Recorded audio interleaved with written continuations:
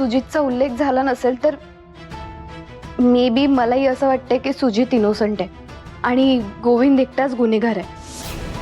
हे बघ, गोविंद एकटा गुन्हेगार असला ना तरी स्वातीला न्याय मिळणार आहे, तिला जस्टिस मिळणार आहे स्वानंदी.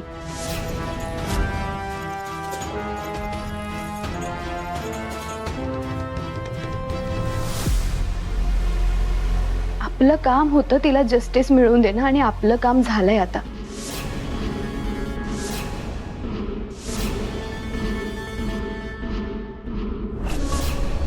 त्यामुळे तू ह्या सगळ्याचा विचार करणं आता बंद कर. अगं काय बोलतेयस तू? व्हिडिओ आपण रेकॉर्ड केला होता ना, मग त्यात खरा गुन्हेगार सुजित सर हे स्पष्ट दिसतंय ना. मग त्यांचं नाव डिक्लेअर का नाही झालं? आणि मला एक सांग, जोवर सुजित सरांना अटक होत नाही तोवर स्वातीला न्याय मिळेल असं वाटतंय का तुला? हो हो स्वानंदी, हे बघ, तू जे काही म्हणतेस ना ते मला सगळं मान्य, मला कळतंय. पण स्वानंदी अगं, काही गोष्टी, काही सत्य लोकांसमोर आणायला ना काही बंधनं असतात. भूतकाळात घडून गेलेलं सत्य असं समोर आल्यास भविष्यकाळाला ते मारक ठरू शकेल. त्यामुळे प्लीज माझं ऐक स्वानंदी. आणि हे बघ, सगळ्याच गोष्टी ना आपल्या मनासारख्या नाही होत स्वानंदी. प्लीज प्लीज माझं ऐक, प्लीज. जेसी, बरी आहेस ना तू? काही वेड बीड लागलाय का तुला? सुजित सरांचं नाव न्यूज मध्ये नाहीये हे ऐकून तुला त्रास होण्याऐवजी तू लेक्चर देत बसलीयस मला. स्वानंदी, लेक्चर देत नाहीये मी तुला, फॅक्ट ऑफ लाईफ सांगते. ए बाई, फॅक्ट ऑफ लाईफ वगैरे मला नको सांगू. मला फक्त एवढंच कळतंय की खऱ्या गुन्हेगाराचंच नाव समोर आलेलं नाहीये. आणि जेसी, मला वाटलं होतं तुझे ते मानकामे सर निर्भीड पत्रकार आहेत, ते कुणालाही घाबरत नाही. तुम्ही तर. स्वानंदी, सरपोतदार सरांनी मला धमकी दिली. मला त्यांनी सांगितलं ह्या सगळ्यांपासून लांब राहायला, नाही तर तुझ्या आणि तुझ्या बाळाच्या जीवाचं बरं वाईट करतील. काय? जेसी, काय म्हणालीस तू? काही नाही, काही नाही, मी काही नाही बोल. खरं खरं सांग, काय म्हणालीस तू?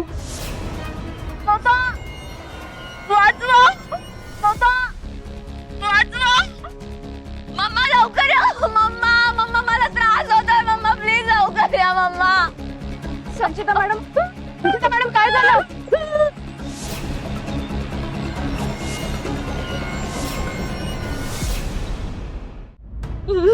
संचिता मॅडम, हे काय झालंय? कोणी केलं हे? स्वानंदी, गप्पा बस तू.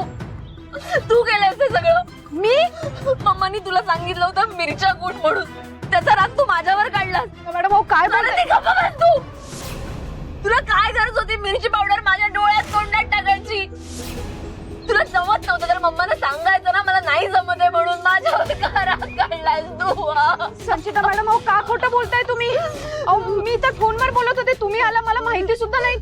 मम्मा, मम्मा, मम्मा, मम्मा लवकर या. मम्मा, मम्मा मला त्रास होतोय. मम्मा प्लीज लवकर या. मम्मा. संचिता मॅडम, अहो काय बोलताय? संचिता, मम्मा. संचिता, काय झालं? अगं हे काय? आणि मम्मा, मम्मा ही मिरची पावडर स्वानंदीने माझ्या डोळ्यात टाकली. मला खूप झोपतंय मम्मा. नाही मॅडम, मी असलं काही बी केलं नाही. अहो या खोटं बोलताय. ती खोटं बोलतीये.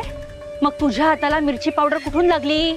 स्वानंदी, जी सगळी खोटी नाटकं मला माहिती आहेत ना, त्या मणीने आमच्यावर नको नको ते आरोप केले. तू मुद्दाम माझ्या अंगावर चहा सांडवलास. त्याची शिक्षा म्हणून मी मिरची कुटायला सांगितली तर तू संचिताच्या चेहऱ्यावर आणि डोळ्यात मिरची घातलीस. शालिनी मॅडम, मी खरंच असलं काही बी केलं नाही. मी त्यांना मिरची पावडर नाही लावली. प्लीज विश्वास ठेवा माझ्या. आणि तुझ्यावर आज जो तू केलायस ना, त्याची शिक्षा नाही दिली तर उद्या काय माहित माझ्यावर हात उचलण्यापर्यंत मजल जाईल तुझी.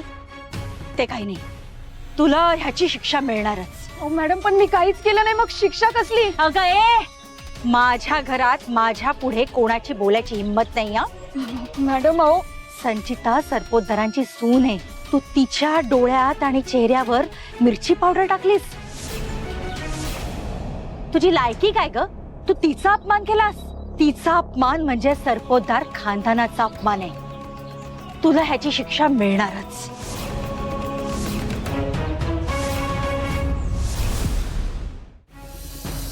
काय भयंकर आहे त्या दोघी. आता ती शालिनी स्वानंदीला त्रास देईल, तिला पनिश करेल. मी जाऊ का सरपोतदारांच्या घरी? सरपोतदार तिकडे असतील तर नाही, पण स्वानंदीला मला वाचवायला जावं लागेल. तिला माझी गरज. सर सर काय झालं सर? काही नाही जेसी, मी तुझ्या आणि स्वानंदीच्या नजरेला नजरच देऊ शकत नाहीये. माझी तेवढी लायकीच उरलेली नाहीये. सर सर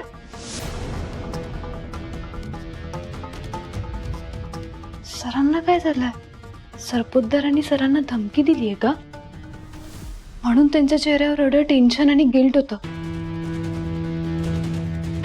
काय करू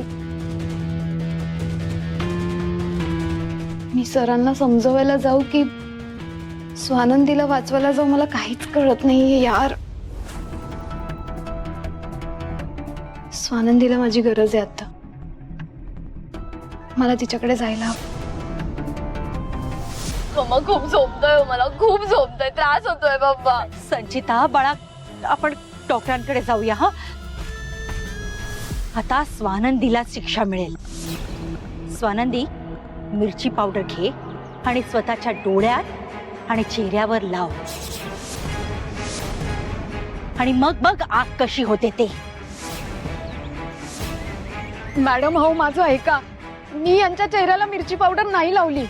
अहो मी फोनवर बोलत होते, या कधी आला मला माहिती सुद्धा नाही. तुझी नाटकं सगळी माहिती आहेत. कांगावा करू नकोस उगाचच. चल लवकर शिक्षा पूर्ण कर. मिरची पावडर उचल आणि डोळ्यात घाल आणि चेहऱ्याला लाव. चल लवकर, मला काम आहेत, पटापट जायचंय मला बाहेर. चला चला लवकर उचला मिरची पावडर. मॅडम हो खरंच माझी यात काही बी चूक. मिरची पावडर उचल.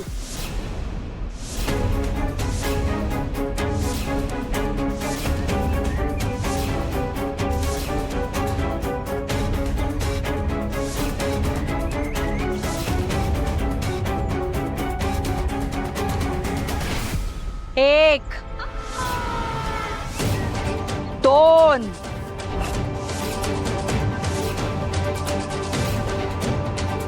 तीन,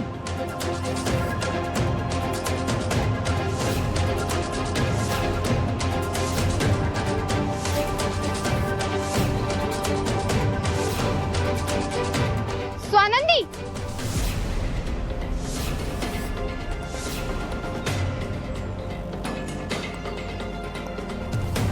स्वानंदी काय करतेस तू? हे वेडी झाली, सगळं मसाला येतो तोंडाला. काय लावतेस? ए, माझ्या घरात येऊन आवाज नाही करायचा. आणि तुला आत याची परवानगी कोणी दिली? कोणी सोडलं तुला आत?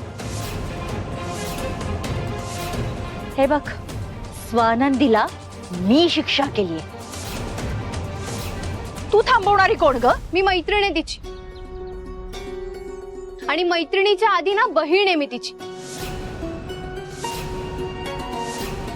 एक मुलगी आहे आणि दुसऱ्या मुलीवर अन्याय होताना मी बघणार नाही. मग तो कुठेही होत असला तरी, अगदी तुमच्या घरात होत असला ना तरी सुद्धा. आणि तुमच्या घराबद्दल ना मला सांगूच नका मॅम. तुमच्या घरासाठी स्वानंदी इतके कष्ट करते, राब राब राबते, आणि तुमच्या घराकडून तिला काय मिळतं? हा असा छळ आणि दुश्वास. हो, स्वानंदीचा ना वापर करता तुम्ही तुमच्या स्वार्थापायी, आणि आताही तुम्ही तिचा वापर करताय लोकांना. माझ्या घरात येऊन मला शिकवू नकोस. तुम्हाला शिकवत नाहीये मी मॅम, वॉर्न करते. गर्भवती बाईचा असा छळ करताना तुमची न्यूज आमच्या पोर्टलवर टाकली तर तुम्हाला आवडेल?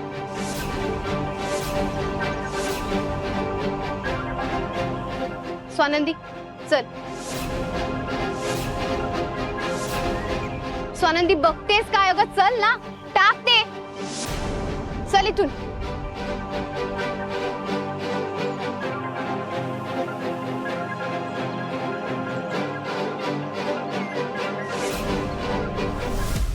बऱ्याच दिवसांपासून सुरू असणाऱ्या सोन्याच्या तस्करीमध्ये मुख्य आरोपी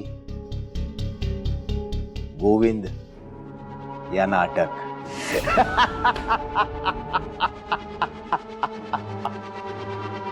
वाह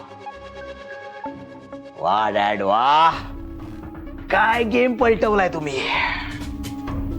अडकला बिचारा गोविंद. हा मानला डॅड, तुम्हाला मानला. चला सुजित राव, तुम्ही पुन्हा एकदा फ्री बर्ड झालात. डॅड काय मस्त माणूस आहे ना आपला. ऍक्च्युली कधी कधी कधी कधी नाही, नेहमीच डोक्यात जातात. पण ठीक आहे डॅड, तुमचे इतके बेनिफिट्स आहेत ना मला, की तुमचं हे कधी कधी डोक्यात जाणं मी चालवून घेईन.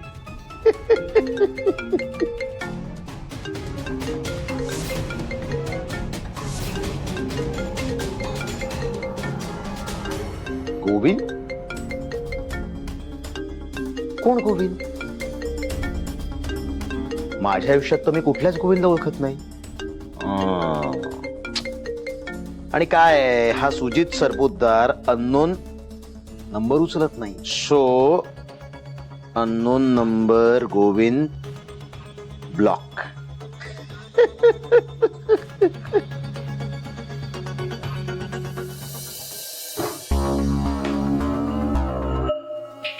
स्वानंदी, तुला काय वाटलं? तू मला अडकवशील आणि मी जेलमध्ये जाईन?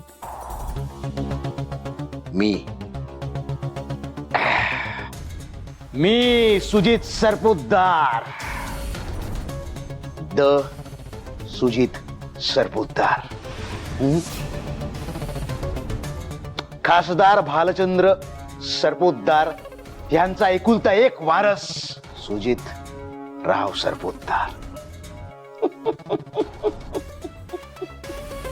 हा सुजित राव, चला पुन्हा भरारी घ्यायला आकाश मोकळे आता.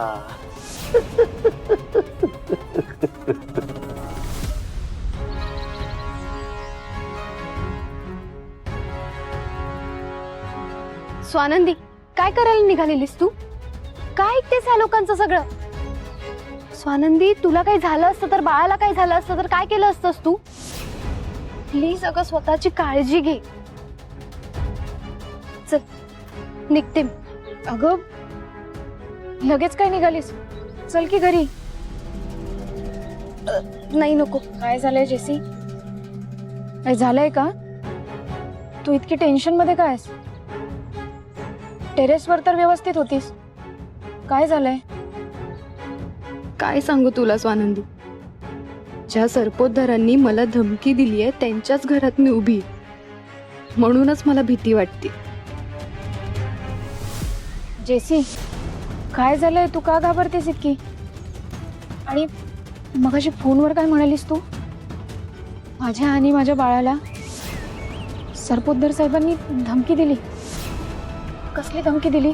काय म्हणत होतीस तू? सांग मला. काही नाही स्वानंदी, चल मला खूप काम आहेत, मला निघायला हवं. कॉलवरती तुझं हे सगळं बोलणं ऐकलं आणि तुला वाचवायला मी आले. प्लीज स्वतःची काळजी घ्या. मी निघते आता. चल. जेसी, काय झालंय? तू इतकी का डिस्टर्ब दिसतीयस? आणि तू कॉलवर मला मगाशी म्हणत होतीस की तुला आणि तुझ्या बाळाला सरपोतदार साहेबांनी धमकी दिली. कसली धमकी दिली? काय बोलतेस तू? हे असं बोलले मी? अगं मी तुला बोलले ना काल, माझी अगं झोपच नाही झाली. मी खूप झोपते. I am sorry. मी निघते. चल बाय बाय. जेसी, एक मिनिट. काय झालंय नक्की? हे बघ, माझ्याशी खोटं बोलू नकोस. मी तुला चांगल्याने ओळखते. तू नाही सांगणार आहेस का? तुला शपथ आहे माझी. काय झालंय सांग. स्वानंदी, मला सरपोतदारांचा कॉल आला होता स्वातीच्या केसबद्दल बोलायला. त्यांनी मला धमकी दिली की आपण ह्या केसमध्ये जास्त इन्व्हॉल्वमेंट दाखवली आणि या केसबद्दल आपण काही सत्य कोणाला सांगितलं तर तुझ्या आणि तुझ्या बाळाच्या जीवाला धोका आहे. स्वानंदी, आता तूच मला सांग की तुला आणि तुझ्या बाळाच्या जीवाला धोका निर्माण होईल असं मी काही करेन का ग? आणि बघ, मला असं वाटतं की मानकामे सरांना पण सरपोतदारांनी धमकी दिली. प्लीज माझं एक, प्लीज फॉर गॉड सेक ह्या सगळ्यातून बाहेर पड. हा ना, हा खानेरडा चिखल आहे स्वानंदी. तू जेवढ्या हात जाशील ना तेवढी आतमध्ये बुडत जाशील अगं. स्वातीला न्याय मिळालाय, तो पास्ट आहे. तू तुझ्या बाळाचा विचार कर आणि प्लीज हे सगळं विसर, प्लीज. जेसी, हे सगळं तू बोलतीयस. मी ज्या जेसीला ओळखत होते ना, ती अशी घाबरट नव्हती. अन्यायाच्या विरोधात लढणारी होती ती. तू घाबरली असशील त्यांच्या धमकीला, पण मी नाही घाबरणार जेसी. सरपोतदार साहेबांना मी जाब विचारणारच. मी नाही घाबरणार त्यांना. स्वानंदी प्लीज प्लीज अगं. ओ नो, ज्याची भीती होती तेच झालं. सरपोतदार आले. जर मला त्यांनी इथे पाहिलं ना तर ते स्वानंदीला नक्कीच त्रास देतील. माझ्यामुळे स्वानंदीला त्रास झालेला मला कधीच चालणार नाही. मी निघते, बाय. जेसी, अगं तिकडे कुठे निघाल?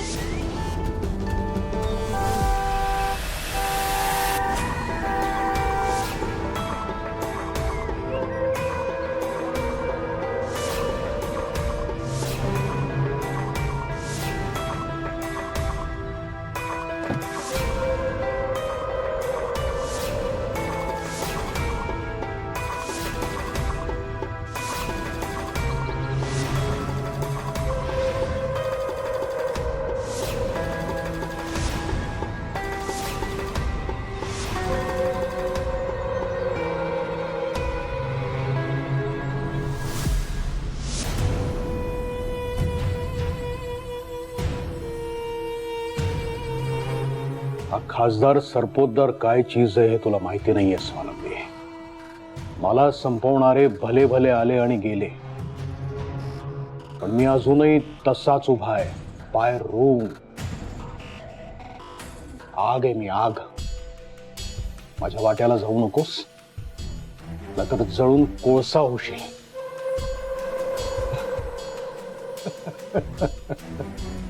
Swanandi, poor girl.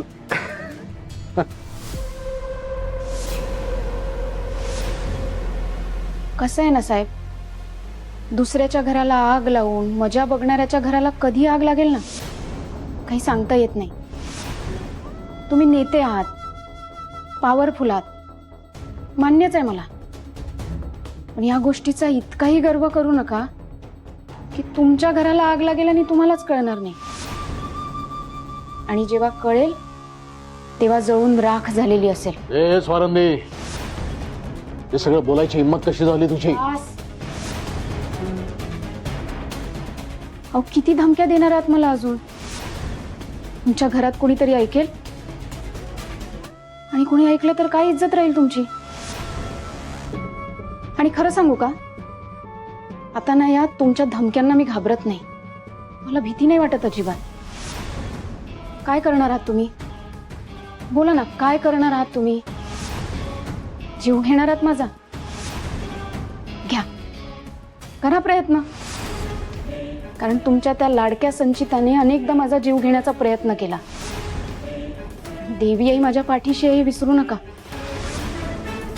तिची इतक्या लवकर मला भेटायची इच्छा नाहीये, आणि तिच्या इच्छेपुढे तुमच्यासारख्या हजार सरपोतदारांची इच्छेला शून्य किंमत आहे. देवी आई माझ्या बाजूने आणि मी सत्याच्या बाजूने. त्यामुळे भीती मला नाही, तुम्हाला वाटायला पाहिजे. कारण पापाची बाजू घेऊन पापी व्यक्तीला शिक्षा होण्यापासून कायम वाचवत आलात तुम्ही, आणि त्याचीच भीती तुमच्या चेहऱ्यावर मला स्पष्ट दिसते. तोंड सांभाळून बोल. कोणासमोर बोलतेस याचं भान ठेव. कुणाशी बोलते याचं चांगलंच भान आहे मला. आपल्या वाया गेलेल्या मुलाला अपराधातनं वाचवण्यासाठी स्वतःच्या राजकारणाचा, स्वतःच्या पैशाचा गैरवापर करणाऱ्या एका हताश बापाशी बोलतीये मी. स्वानंदी, आणि साहेब, माझा शब्द लिहून घ्या तुम्ही. ज्या मुलाला वाचवायला तुम्ही हे सगळं करताय ना, तो एक दिवस तुमचा घात करेल. तुमच्या नाशाला कारण ठरेल तो. बस स्वानंदी, खूप बोललीस तू. आजपर्यंत मी तुझ्या बाजूने उभा राहिलो. ह्या घरामध्ये तुला सुनेचं स्थान दिलं मी. तुझ्या मनात येईल ते बोलायची मी तुला मुभा दिली. पण आज तू माझ्या घरात माझ्या समोर उंच आवाजात विष ओकण्याची हिंमत दाखवतेस. तुला काय वाटलं तू हे सगळं जे सांगतेस त्याच्यावर मणीचा विश्वास बसेल आणि तो माझ्या विरोधात तुला साथ देईल?